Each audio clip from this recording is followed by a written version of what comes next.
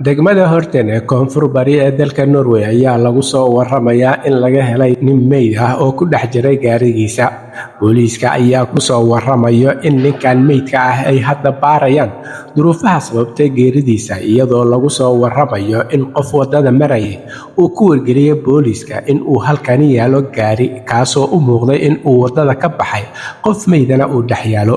Booliiska oo soo gaaray goobta ayaa markiiba bilaabay waxayna gaariga ka dhex heleen qofkan meydka ah oo ay ku sheegeen nin 40 jir ah oo Norweji ah, waxayna intaa ku dareen booliiska in ay hadda baarayaan sababaha keenay dhimashada ninkan oo ay ku sheegeen in uu malahoodu ilaa iyo hadda yahay shil uu galay gaarigan maadaama uu wadada ka baxay geeda dhexdoodana uu ku haftay. Waxaana lagu soo waramayaa in booliiska qaybta koonfur bari ee dalka Norway ay hadda ka wadaan goobta uu shilkani ka dhacay lagana helay ninkan meydkiisa oo gaariga dhex yaalo, ay baaritaano xoogan ka wadaan. Taliyaha howlgallada booliiska Stuli Olison Vugles ayaa ku waramayo in booliisku ay hadda goobta baaritaan ka wadaan si ay u ogaadaan sababaha iyo asbaabaha keenay dhimashada qofkan oo ilaa iyo hadda malahoodu uusan dhaafsiisnayn in uu sababay shilka uu gaariga kaga baxay wadada. Booliiska ayaa sheegeen in ay ku wargeliyeen ehelada qofkan 40 jirka ah ee meydka ah ee laga dhaxlay gaarigiisa, waxayna intaa ku dareen in ay baaritaano xoogan hadda wadaan,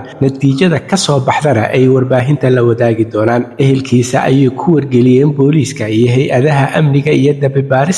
geerida ninkan 40 jirka ah oo ku qurbaxay wadada Valkensveien ee degmada Horten ee deegaanada koonfur bari ee dalka Norway. Halka warka kiisa ugu doorkaloon uu idinkaga imaanayo waa Somali Voice in Norway ama codka Soomaaliyeed ee Norway, waxaana idinla socodsiinayay aniga oo Cabdulaahi Shiine.